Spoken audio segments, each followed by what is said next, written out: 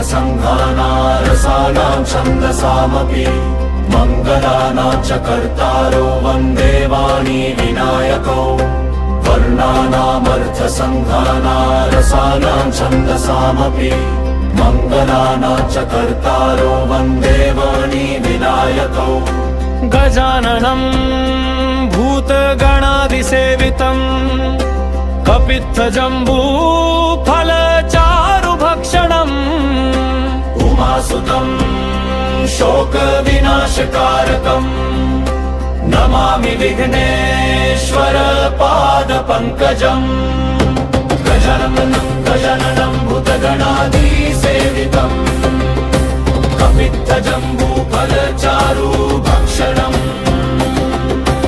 उमासुतं शोकविनाशकारकम् Namami Vighneshwar पादपङ्कजम्।